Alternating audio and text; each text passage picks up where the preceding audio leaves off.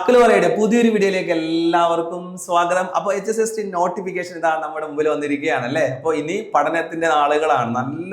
നല്ലൊരു പോസ്റ്റിലാണ്, അല്ലെങ്കിൽ ടീച്ചറാകാൻ, അല്ലെങ്കിൽ നല്ലൊരു സാലറി ടീച്ചറായി വർക്ക് ചെയ്യാനൊക്കെ ആഗ്രഹിക്കുന്നവർക്ക് പറ്റിയ നല്ലൊരു നോട്ടിഫിക്കേഷൻ ആണ് ഇപ്പോൾ വന്നിട്ടുള്ളത്. അപ്പോൾ എല്ലാവരും പഠിത്തമൊക്കെ ആരംഭിച്ചിട്ടുണ്ടാവും അല്ലേ. ഇതിൽ ഏറ്റവും HSST ഏത് വിഷയമാകട്ടെ അതിൽ ജനറൽ പേപ്പർ നമുക്ക് പഠിക്കാനുണ്ട്. പല ആളുകളും അതങ്ങോട്ട് മാറ്റി വെക്കാറാണ് സാധാരണ പതിവ്. അവരുടെ മെയിൻ സബ്ജക്റ്റ് മാത്രം ഫോക്കസ് ചെയ്യും. ഒരിക്കലും നിങ്ങൾ അങ്ങനെ ചെയ്യരുത്. കാരണം നിങ്ങളെ മാർക്ക് കൂട്ടുന്ന, നിങ്ങളെ റാങ്കിൽ എത്തിക്കുന്ന ഒന്നാണ് ഈ ജനറൽ പേപ്പർ എന്ന് പറയുന്നത്. പക്ഷെ എന്തുകൊണ്ട് ഇത് മാറ്റി വെക്കുമെന്ന് ചോദിച്ചിട്ടുണ്ടെങ്കിൽ എന്താണ്, ഇത് പഠിക്കാനോ അല്ലെങ്കിൽ ഓർത്തു വെക്കാനൊക്കെ ഉള്ള ഒരു ബുദ്ധിമുട്ട് കൊണ്ടാണ്. അങ്ങനെയല്ല, നമ്മളൊന്ന് ഒരു കോഡൊക്കെ കണക്ട് ചെയ്ത് ചെറിയ കണക്ഷൻസ് ഒക്കെ ഇട്ട് കൊടുത്ത് നമ്മൾ പഠിച്ചിട്ടുണ്ടെങ്കിൽ നമുക്ക് എന്ത് ചെയ്യാം, ഇത് കൺഫ്യൂഷൻ ഇല്ലാതെ ആൻസറിലേക്ക് എത്താൻ സാധിക്കും. അപ്പോൾ അങ്ങനെ ഒരു ടോപ്പിക്കാണ് ഞാൻ ഇന്ന് എടുക്കുന്നത്. സാധാരണ പരീക്ഷകൾക്ക് വരുന്ന HSST പരീക്ഷകളായിരുന്നു, HSC പരീക്ഷകൾക്കായിരുന്നാലും വരുന്ന സിലബസിലുള്ള ഒരു ഭാഗം ഇന്ന് നമ്മൾ പഠിക്കുകയാണ്. വെറുതെ പഠിക്കുകയല്ല, നമ്മൾ ചെറിയ ചെറിയ കണക്ഷൻസ് ഒക്കെ കൊടുത്ത് പഠിക്കുന്നു. അതോടൊപ്പം തന്നെ ഈ പഠിച്ചത് നമുക്ക് റീകോൾ ചെയ്തെടുക്കാൻ പറ്റുന്നുണ്ടോ എന്നറിയാൻ വേണ്ടി ഞാൻ എന്ത് ചെയ്തു, ലാസ്റ്റ് കുറച്ച് ക്വസ്റ്റ്യൻസും കൂടി ഇടുന്നു. ഓക്കെ, അപ്പൊ നമുക്ക് നോക്കാം ഇതെങ്ങനെ സിമ്പിൾ ആയിട്ട് പഠിക്കാൻ എന്നുള്ളതാണല്ലോ എല്ലാവരുടെയും ഒരു ചിന്ത എന്ന് പറയുന്നത്. ടെൻഷൻ ഇല്ലാതെ, കൺഫ്യൂഷൻ ഇല്ലാതെ ആൻസറിലേക്ക് എത്തണം. അപ്പൊ HSSTക്കാർ ആരുമാകട്ടെ, നിങ്ങൾക്ക് ഇത്തരം ക്ലാസ്സുകൾക്ക് വേണ്ടി എന്ത് ചെയ്യുക, നമ്മുടെ ചാനൽ ഒന്ന് ഫോളോ ചെയ്യുക കേട്ടോ. അപ്പൊ നമുക്ക് ഇന്ന് പഠിക്കാം. ഏറ്റവും പ്രധാനപ്പെട്ട ഒരു ഏരിയയാണ് നമ്മൾ പഠിക്കാൻ പോകുന്നത്. സോഷ്യോ റിലീജിയസ് എന്ന് പറയുന്ന ഒരു ഭാഗമാണ് നമുക്ക് പഠിക്കാനുള്ളത്. അത് സിലബസിൽ നമുക്കുള്ളതാണ്. പക്ഷെ അവിടെ മെയിനായിട്ട് ഈ വർഷങ്ങളും ഫൗണ്ടറും ഒക്കെ നമ്മൾ ഇങ്ങനെ കൺഫ്യൂഷനായിട്ട് മാറിപ്പോകും. ഇല്ല, നമുക്ക് വളരെ സിമ്പിളായിട്ട് തന്നെ പഠിക്കാം. അപ്പോൾ നമുക്ക് നോക്കാം. ആദ്യത്തേലേക്ക് നമുക്കൊന്ന് പോകാം. ഓക്കെ, ആദ്യത്തേത് സമത്വ സമാജമാണ്, വൈകുണ്ഠ സ്വാമികൾ. അപ്പോൾ ഇതിന്റെ year, organisation, founder, mouth piece. ഇതാണ് 4 പോയിന്റ് ആണ്. സാധാരണ പരീക്ഷകൾക്ക് ചിലപ്പോൾ വർഷം ചോദിക്കാം, മൗത്ത് പീസ് ചോദിക്കാം, ഫൗണ്ടർ ചോദിക്കാം. ഇതാണ് സാധാരണ പരീക്ഷകൾക്ക് വരുന്നത്. അപ്പൊ ഇവിടെ നമുക്ക് നോക്കാം, സമത്വ സമാജം, വൈകുണ്ഠ സ്വാമികൾ. നമുക്കൊന്ന് കണക്ട് ചെയ്തിട്ട് തന്നെ പോകാട്ടെ. ചുമ്മാ ഇങ്ങനെ വായിച്ചു പോകുന്നതിൽ വലിയ കാര്യമില്ല എന്നാണ് ഞാൻ മനസ്സിലാക്കുന്നത്. അപ്പോൾ നമ്മൾ മനസ്സിലാക്കുക, സമത്വം എന്നുള്ള സമയം എന്നാക്കാം അല്ലേ. സമയം വൈകരുത്, അങ്ങനെ ഒന്ന് കണക്ട് ചെയ്ത് നോക്കി. സമയം വൈകരുത് കേട്ടോ, സമയം വൈകരുത്. എന്ത്, ഒരു PSC പരീക്ഷയുടെ ഏജ് ഒക്കെ വരുന്നതിന് മുമ്പ് നമ്മൾ എന്ത് ചെയ്യണം, അത് എഴുതണം. അപ്പോൾ PSC പരീക്ഷയുടെ സമയം, PSC നേടാനുള്ള സമയം നമ്മൾ എന്ത് ചെയ്യരുത്, കളയരുത്, വൈകരുത് എന്ന് നോക്കാം കേട്ടോ. PSC നേടാനുള്ള സമയം നമ്മൾ വൈകരുത്. അപ്പൊ ആ PSCയുടെ ഏജ് ഒന്ന് ഓർത്ത് വെച്ച് നിങ്ങൾ. എന്താണ് വൈകുന്നത്? 18 മുതൽ നമുക്ക് PSC ചെയ്യാം.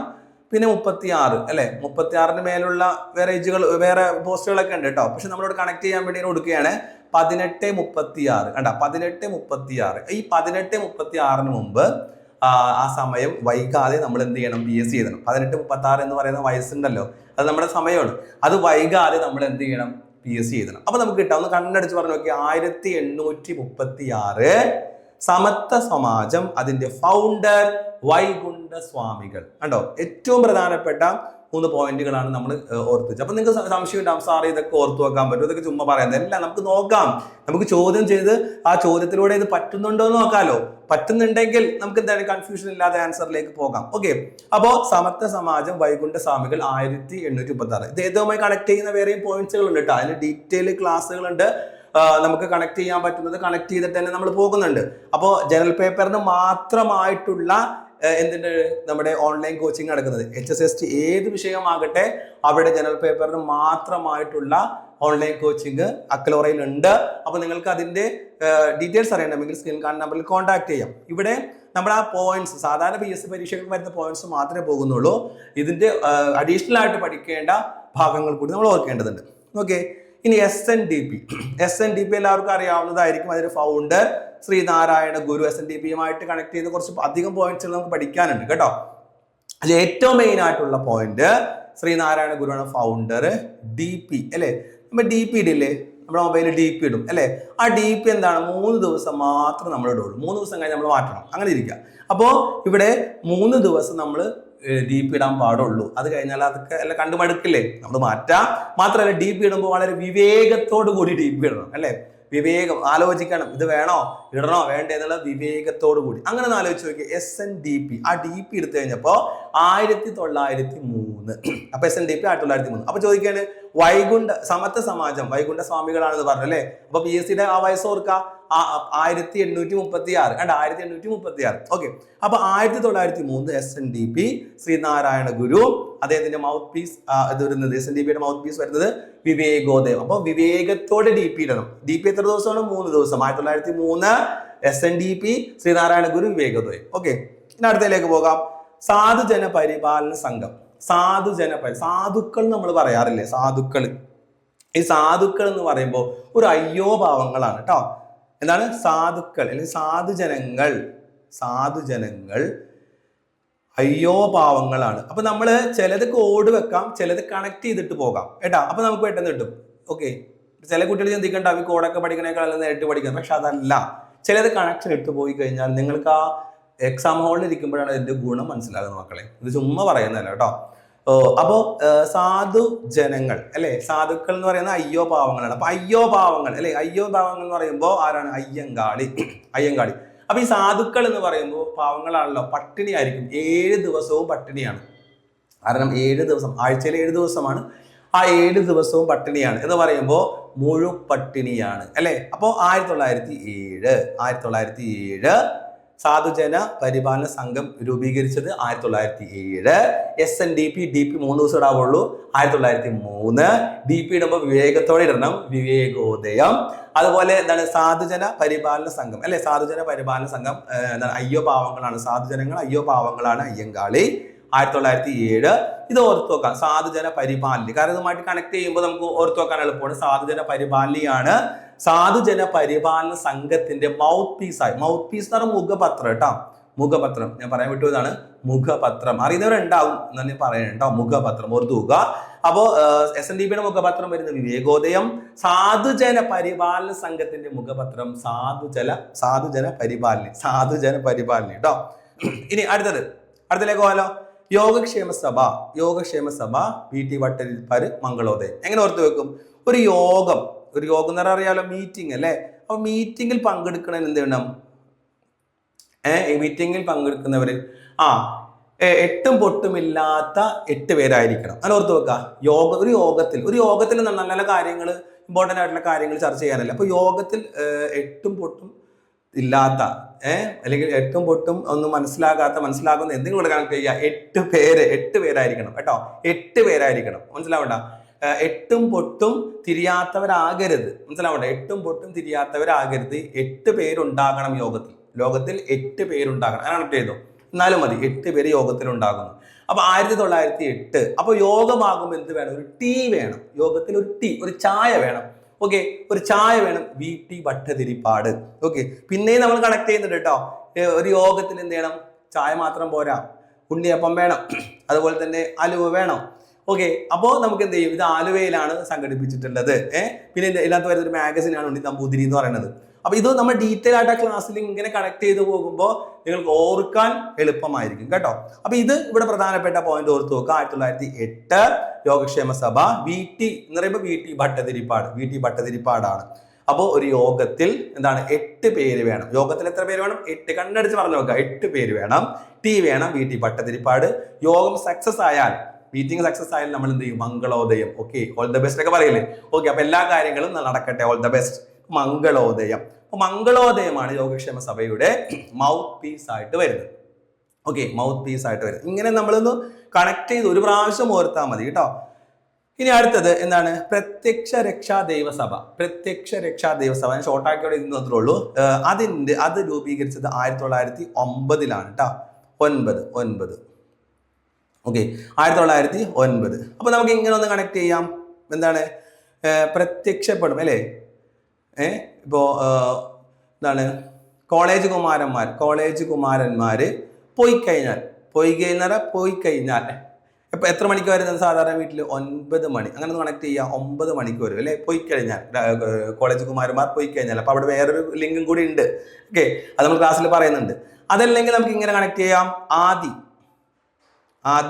എന്ന് പറയുന്ന ഒരു കോളേജ് കുമാരൻ. അപ്പോൾ ആദ്യ ഒരു കോളേജ് കുമാരനാണ്. ആ കോളേജ് കുമാരൻ പോയി കഴിഞ്ഞാൽ, വീട്ടിൽ നിന്ന് പോയി കഴിഞ്ഞാൽ, ഓർക്കുക കേട്ടോ, വീട്ടിൽ നിന്ന് പോയി കഴിഞ്ഞാൽ 9 മണിക്കാണ് വരുന്നത് കേട്ടോ. 9 മണിക്ക് അങ്ങനെ കണക്ട് ചെയ്യുക. 1909 1909 പൊയ്കയിൽ യോഹന്നാൻ പ്രത്യക്ഷ രക്ഷാ ദൈവസഭ രൂപീകരിച്ചത്. ആദിയാർ ദീപം അതിന്റെ മൗത്ത് പീസ് ആയിട്ടാണ് വരുന്നത്. അതായത് പ്രത്യക്ഷ രക്ഷാ ദൈവസഭയുടെ മുഖപത്രം ഏതാണ്?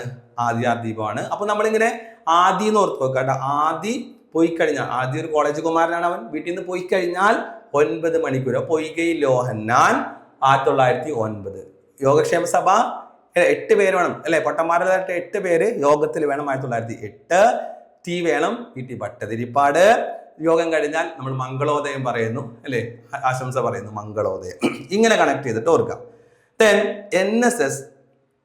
NSS രൂപീകരിച്ചത് 1914 കേട്ടോ, 1914. അപ്പൊ ഈ 14 നമുക്ക് ഇംഗ്ലീഷ് ആക്കി മാറ്റാം അല്ലെ. ഇംഗ്ലീഷ് ലെറ്ററിൽ 1ാമത്തെ ലെറ്റർ A ആണ്, 4ാമത്തെ D ആണ് അല്ലെ. ഇവിടെ നോക്കിയേ, ഈ NSSൽ SS എടുക്കാം. SS എന്ന് പറഞ്ഞാൽ സോഷ്യൽ സ്റ്റഡീസ്. അങ്ങനെ ഓർത്ത് വെച്ചോ, സോഷ്യൽ സ്റ്റഡീസോ സോഷ്യൽ സയൻസോ ഓർത്ത് വെക്കാം. അപ്പൊ അവിടെ SS നമുക്ക് കുറച്ച് ബുദ്ധിമുട്ടായിരിക്കും അല്ലെ. SS ചരിത്രം കേൾക്കുമ്പോൾ നമ്മളിങ്ങനെ മന്ദിച്ചിരിക്കും. ചരിത്രം കേൾക്കുമ്പോൾ മന്ദിച്ചിരിക്കും. അപ്പോൾ മന്നത്ത് പത്മനാഭൻ ഓർത്ത് വെക്കുക. Okay, NSS. അപ്പോൾ സോഷ്യൽ സ്റ്റഡീസ് എന്താണ് ടഫാണ് അല്ലെ. ഇവിടെ എഡി കൂട്ടുകാരത്തിനോട് പറയാം, എഡി സോഷ്യൽ സ്റ്റഡീസ് ടഫാണ്, മനസ്സിലാവണ്ട. അപ്പൊ എഡി എന്ന് പറയുന്നത് AD കേട്ടോ, അങ്ങനെ കണക്ട് ചെയ്യാൻ വേണ്ടിയാണ്. A എന്ന് പറയുന്നത് 1, ഇത് 4. 1914. അപ്പോൾ സോഷ്യൽ സയൻസ് അല്ലെങ്കിൽ സോഷ്യൽ സ്റ്റഡീസ് എന്താണ്? എഡി സോഷ്യൽ സ്റ്റഡീസ് ടഫാണ്, അതുകൊണ്ട് മന്നിച്ചിരിക്കും അല്ലെ, ഇങ്ങനെ ഇരിക്കും. അപ്പോൾ മന്നത്ത് പത്മനാഭൻ കിട്ടി. അതിന്റെ മൗത്ത് പീസ്, NSSന്റെ മൗത്ത് പീസ് വരുന്നത് സർവീസ് ആണ് കേട്ടോ, അത് ഓർത്ത് നോക്കുക. അപ്പൊ 1914 NSS മന്നത്ത് പത്മനാഭൻ സർവീസ്. ഇത്രയും ഭാഗങ്ങൾ ഓർത്തില്ലേ അല്ലെ. ഇപ്പോഴും സംശയമുണ്ട്, സാറേ ഇതൊക്കെ കിട്ടോ ഇല്ലേ എന്നുള്ളത് നമുക്ക് നോക്കാം കേട്ടോ. ഇനി സഹോദരൻ അല്ലെ, ഓക്കെ. സഹോദര സംഘം 1917. സഹോദര സംഘം എന്നുണ്ട് കേട്ടോ, സഹോദര സംഘം 1917. അപ്പോൾ നമ്മൾ ഈ 1917 വയസ്സൊക്കെ ആകുമ്പോൾ അല്ലെ, അനിയന്മാർ 17 വയസ്സൊക്കെ ആകുമ്പോൾ +2 ഒക്കെ കഴിഞ്ഞല്ലോ. അപ്പൊ നമ്മൾ എന്ത് പറയും? ഇവനെന്റെ സഹോദരനാണ് എന്ന് പറയും അല്ലെ, ഇവനെന്റെ സഹോദരൻ. അതുവരെ തല്ലും ബഹളമൊക്കെ ഇരിക്കുള്ളൂ. അപ്പോൾ സഹോദര സംഘം എന്ന് പറയുന്ന ഓർഗനൈസേഷൻ 1917 അതിനകത്ത് തന്നെ ഫൗണ്ടർ ഓർത്തു വെക്കാൻ ഉണ്ട്. എന്താണ്? സഹോദരൻ അയ്യപ്പനാണ്. മൗത്ത് പീസ് വരുന്നത് സഹോദരൻ എന്നുള്ളതാണ് കേട്ടോ. അപ്പൊ സഹോദര സംഘം 1917, സഹോദരൻ അയ്യപ്പൻ, സഹോദരൻ. ഇനി 1917 തന്നെ വേറൊന്നുണ്ട്, ആത്മവിദ്യാസംഘം. വാഗ്ഭടാനന്ദൻ, അഭിനയ കേരളം കേട്ടോ, അഭിനവ കേരളമാണ്. അപ്പൊ നമ്മൾ ഇങ്ങനെ കണക്ട് ചെയ്യാം, പെട്ടെന്ന് കോഡിലേക്ക് പോയി. അതായത് ആത്മവിദ്യാസംഘം എന്ന് പറയുന്നത് നമ്മളൊരു വാക്ക് പറയുമ്പോൾ ആത്മാവിൽ തൊട്ട് വാക്ക് പറയണം. ആത്മാവിൽ അഭിനയിക്കരുത് കേട്ടോ, അഭിനയിക്കാൻ പാടില്ല. വാക്ക് പറയുകയാണെങ്കിൽ ആത്മാവിൽ തൊട്ട് വാക്ക് പറയുക. അപ്പൊ കിട്ടി ആത്മവിദ്യാസംഘം എന്താണ്? വാഗ്ഭടാനന്ദനാണ്. അഭിനയിക്കരുത്, അഭിനവ കേരളമാണ് ആത്മവിദ്യാസംഘത്തിന്റെ മൗത്ത് പീസ് ആയിട്ട് വരുന്നത്. അതും 1917 വരുന്നത് കേട്ടോ. അപ്പോ 17 വയസ്സാകുമ്പോൾ നമ്മൾ ഇതിന്റെ സഹോദരനാണെന്ന് പറയുന്നു, ഇതിന്റെ ആത്മാവാണെന്നൊക്കെ പറയുന്നു. അപ്പൊ കൂടപ്പിറപ്പ് സ്നേഹം വരുന്നതുമായിട്ട് വേണമെങ്കിൽ കണക്ട് ചെയ്യാം. അപ്പോ ആത്മവിദ്യാസംഘം, അപ്പൊ വാക്ക് പറയുമ്പോൾ ആത്മാവിൽ തൊട്ട് പറയാ, അഭിനയിക്കരുത്, അഭിനവ കേരളമാണ് മൗത്ത് പീസ് ആയിട്ട് വരുന്നത്. ഇനി ആനന്ദ മഹാസഭ അതാരാണ്? ബ്രഹ്മാനന്ദ ശിവയോഗി കേട്ടോ. ആനന്ദ മഹാസഭ 1918 ബ്രഹ്മാനന്ദ ശിവയോഗി. അപ്പോൾ നമ്മൾ ബ്രഹ്മി കഴിച്ചു കഴിയുമ്പോൾ നമുക്കൊരു ആനന്ദം വരും. അങ്ങനെ കണക്ട് ചെയ്യാം. ബ്രഹ്മി കഴിച്ചു കഴിയുമ്പോൾ നമുക്കൊരു ആനന്ദം വരും. ആനന്ദ മഹാസഭ, ബ്രഹ്മാനന്ദ ശിവയോഗി. അതുപോലെ അതിന്റെ മൗത്ത് പീസ്, സാരാഗ്രഹിയാണ് ഇതിന്റെ മൗത്ത് പീസ് ആയിട്ട് വരുന്നത്, അതിന്റെ മുഖപത്രമായിട്ട് വരുന്നത്. ദെൻ 1918 ഇസ്ലാം ധർമ്മ പരിപാലന സംഘം കേട്ടോ. ഇസ്ലാം ധർമ്മ പരിപാലന സംഘം 1918 വരുന്നത്. അപ്പോൾ നമുക്കറിയാം, ഇപ്പൊ 18 വയസ്സ് എന്ന് പറയുന്ന ഒരു പ്രായപൂർത്തിയാണ്. അപ്പോൾ ഇസ്ലാമിൽ 18 ആകുമ്പോൾ കുറെ കാര്യങ്ങൾ അവർ ശ്രദ്ധിക്കേണ്ടതുണ്ട്. അങ്ങനെ എന്തെങ്കിലും കണക്ട് ചെയ്ത് കൊടുക്കുക കേട്ടോ. പ്രായപൂർത്തിയായി കഴിഞ്ഞാൽ കുറെ കാര്യങ്ങൾ കൂടി എന്ത് ചെയ്യുന്നുണ്ട്? ശ്രദ്ധിക്കേണ്ടതുണ്ട്. വക്കം അബ്ദുൽ ഖാദർ മൗലവിയാണ്. അതിന്റെ ഡേറ്റ് മാത്രം നിങ്ങൾ കൃത്യമായിട്ട് ഓർക്കുക. കാരണം ഇത് ഇസ്ലാം ധർമ്മ പരിപാലന സംഘം എന്നുള്ളത് വക്കം അബ്ദുൽ ഖാദർ മൗലവിയാണല്ലോ, എല്ലാവർക്കും അറിയാവുന്നതാണ്. വർഷമാണ് 1918. അതിന് മൗത്ത് പീസ് ഇല്ല, അതിന് മുഖപത്രമില്ല. അപ്പൊ ഇവിടെ ഇത്രയും ഭാഗങ്ങളാണ് നിങ്ങൾ എന്ത് ചെയ്യേണ്ടത്? ഓർത്ത് വെക്കേണ്ടത് കേട്ടോ. ക്ലിയർ ആയോ? ഇതാണ് ഏറ്റവും പ്രധാനപ്പെട്ട സോഷ്യോ റിലീജിയസ് എന്ന് പറയുന്നത്. ഇതിനകത്ത് വർഷം നമ്മൾ ഓർത്ത് വെക്കുക, ഫൗണ്ടർ ഓർത്ത് വെക്കുക, ഓർഗനൈസേഷന്റെ പേര് ഓർത്ത് വെക്കുക, മൗത്ത് പീസ്. ഇത് വളരെ ഇമ്പോർട്ടന്റ് ആണ്, മനസ്സിലാവണ്ട. ഇതിന് എന്താണ് HSST ആയിരുന്നാലും അത് ഏത് സബ്ജക്റ്റ് ആയിക്കോട്ടെ. ചിലർ വിചാരിക്കും ഇത് ഏതെങ്കിലും ഒരു മതം, അങ്ങനെയല്ല. HSSTയുടെ ഏത് വിഷയത്തിന് ചില പേപ്പർ ഉണ്ട്. അപ്പോൾ സ്വാഭാവികമായിട്ടും എന്താണ് നമ്മൾ ഇത് പഠിക്കുമ്പോൾ ഇത് HST ആയിരുന്നാലും HSA ആയിരുന്നാലും HSST ആയിരുന്നാലും ഒക്കെ എന്താണ് ഇതിൽ നിന്നുള്ള ചോദ്യങ്ങൾ സാധാരണ വരാറുണ്ട്. പക്ഷെ കൺഫ്യൂഷൻ കൊണ്ട് കുട്ടികൾക്ക് തെറ്റിപ്പോകാറുണ്ട് കേട്ടോ. അപ്പോൾ ഞാൻ പറയാം, ഏറ്റവും പ്രധാനപ്പെട്ട പോയിന്റ് നമുക്ക് പറയാം, ഇതിന്റെ ഡീറ്റെയിൽ ആയിട്ടുള്ള ക്ലാസ്സസും ഒക്കെ നമുക്ക് എന്താണ് റെക്കോർഡഡ് ആയിട്ടൊക്കെ അവൈലബിൾ ആണ്. ഓൺലൈൻ കോച്ചിങ് നമ്മൾ നടക്കുന്നുണ്ട്. HSSTയുടെ ജനറൽ പേപ്പറിന്റെ താല്പര്യമുള്ളവർ സ്ക്രീനിൽ കാണുന്ന നമ്പറിൽ നിങ്ങൾ കോൺടാക്ട് ചെയ്താൽ ഡീറ്റെയിൽസ് കിട്ടുന്നതാണ് കേട്ടോ. ഇനി നമുക്ക് ഇപ്പോൾ പഠിച്ചല്ലോ, അപ്പൊ നിങ്ങൾക്ക് സംശയം ഉണ്ടാവും, ഇത് കിട്ടുമോ സാറേ എന്നുള്ള സംശയം ഉണ്ടാവും. നമുക്ക് നോക്കാം, കിട്ടോ ഇല്ലേ എന്നുള്ളത് നമുക്ക് നോക്കാം. Okay, who was the founder of organisation? പ്രത്യക്ഷ രക്ഷാ ദൈവസഭ. പ്രത്യക്ഷ രക്ഷാ ദൈവസഭ പ്രത്യക്ഷപ്പെട്ടാൽ 9 മണിക്ക് വരും അല്ലേ? ആരാണ്? ആദി. ഓക്കെ, അപ്പോ 1909 പ്രത്യക്ഷ രക്ഷാ ദൈവസഭ എന്ന് പറഞ്ഞു. അതിന്റെ ഫൗണ്ടർ ആരാണെന്നുള്ളതാണ്. വാഗ്ബടാനന്ദൻ, പൊയ്കയിൽ യോഹന്നാൻ, ബ്രഹ്മാനന്ദ ശിവയോഗി, അയ്യങ്കാളി. ഇവിടെ എക്സാം ഹോളിൽ വെച്ചിട്ടായിരിക്കും ഇത് ഏതാണ്, വാഗ്ബടാനന്ദനാണോ പൊയ്കയിൽ യോഹന്നാണോ? അപ്പോഴാണ് നമുക്ക് പെട്ടെന്ന് ഓർമ്മ വരുന്നത് കോളേജുകുമാരൻ അല്ലെ. പോയി കഴിഞ്ഞാൽ വീട്ടിൽ നിന്ന് അങ്ങോട്ട് പോയി കഴിഞ്ഞാൽ 9 മണിക്കായിരിക്കും വരുന്നത്. വീട്ടിൽ നിന്ന് പോയി കഴിഞ്ഞാൽ 9 മണിക്കായിരിക്കും വരുന്നത്, 1909. ഓക്കെ, അപ്പോ പോയി കഴിഞ്ഞാൽ അല്ലെ. ആദ്യദീപമാണ് അതിന്റെ മൗത്ത് പീസ് എന്ന് പറഞ്ഞു. കറക്റ്റ് ആൻസർ ഓപ്ഷൻ ബി ആണ്. കണ്ടോ, കിട്ടിയില്ലേ? അതിന്റെ വർഷം കിട്ടി, മൗത്ത് പീസ് ഓട്ടോമാറ്റിക് നമ്മുടെ മൈൻഡിലേക്ക് ഇങ്ങനെ കയറി വന്നു. ക്ലാസ് 2-3 പ്രാവശ്യം കണ്ടാൽ മതി.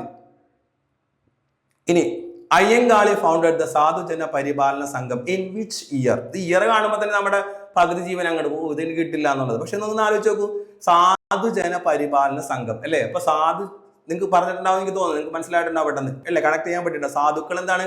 അയ്യോഭാവങ്ങളാണ്. അപ്പൊ അയ്യങ്കാളി ഫൗണ്ടറെ കിട്ടി, അയ്യങ്കാളി കിട്ടി അല്ലെ. എന്താണ്? 7 ദിവസവും അഥവാ ആഴ്ചയിൽ 7 ദിവസം, ആ 7 ദിവസവും പട്ടിണിയാണ്. ഇപ്പോ 1907. കറക്റ്റ് ആൻസർ 1907 വരുന്നത്. കിട്ടുന്നുണ്ടോ?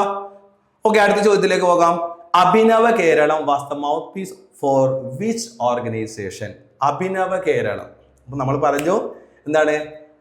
വാക്ക് ആത്മാവിൽ തൊട്ട് പറയണം അല്ലെ, അഭിനയിക്കരുത്. കണ്ടാ, ആത്മാവിൽ തൊട്ട് വാക്ക് പറയണം. അപ്പൊ നമുക്ക് കിട്ടി, ഫൗണ്ടറേയും കിട്ടി, വാഗ്ബടാനന്ദനാണ്.